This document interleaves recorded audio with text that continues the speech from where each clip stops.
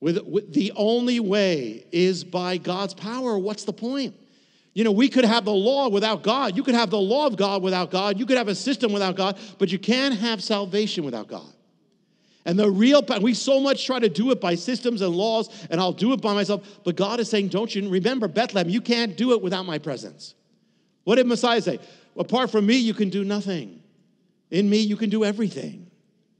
You know, I mean, some of you are dealing with hurt and what people have done to you throughout your life. I mean, little things, big things, you know, and how do you deal with that? I mean, you're trying not to, but it's there.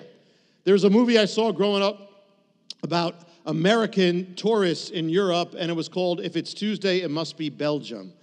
And some of you remember that. One of the moments, as best I can remember it, this American guy is taking his wife to, I don't know, someplace in Europe, and showing in the middle of like a courtyard or a square, and showing his wife the battle. He's reenacting the battle for his wife. He's a middle-aged guy now, heavy American guy, and he's going there, and then he says, and I went like this, and he's going, you know.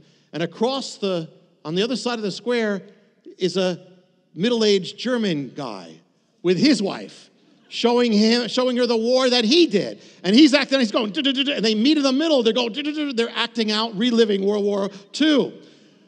We relive things in our mind for the rest of our life if we don't deal with it. When you don't have anything new and positive to come in, you just got that.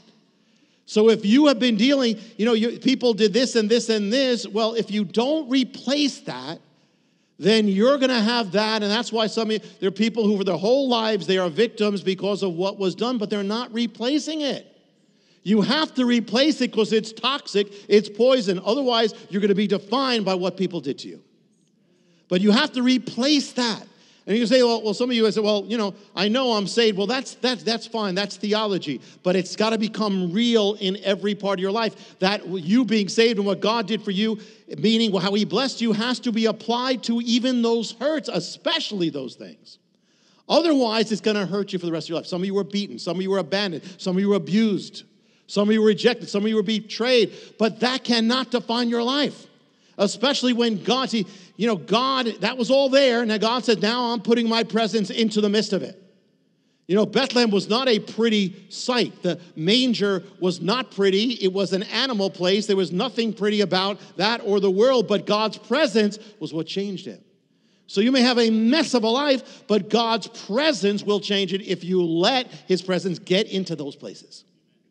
You look for the opposite. Okay, I was treated like this and this and this. I was abused, but the opposite. But God has not abused me. God has not treated me wrong. God has not treated me like I don't deserve. God has treated me in a way I didn't deserve. That is so good. I'm so beloved. And if you had a lot of things in your life, well, then spend more time getting this right. Because if you do, it'll bring healing. The more you have to deal with, good. The more spend time with God and get this into your system. Get it into your mind. Get it into your heart. This is what God has done. Replace the negative with the positive. God has done that. This is not something, I'm trying to think positive thinking. The message of the gospel is good news. So therefore, there is enough good to drive out everything in our life that we need to be free of. But you need to take it. What it means is many believers don't barely even touch the beginning of it. You know, you got it in your head, you said, I'm saved, but you didn't let it get in. Practice it. Practice dwelling on the good. Practice receiving from God. It says love keeps no record of wrongs, but it does keep a record of good, of right. You start dwelling on, you dwell on what people did, and you'll keep on playing it over. You know, the mind doesn't know the difference between the past and the present. You're going to keep on doing it. It's going to keep on affecting you. But you have to, it's so crucial to fill that thing up with what God has given you. The love of God, we need it.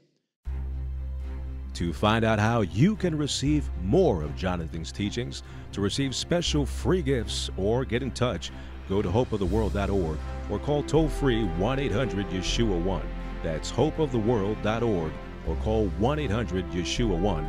That's 1-800-937-4821. You can also get more at Jonathan Cahn's Facebook page or write us direct at Hope of the World, Box 1111, Lodi, New Jersey 07644, USA.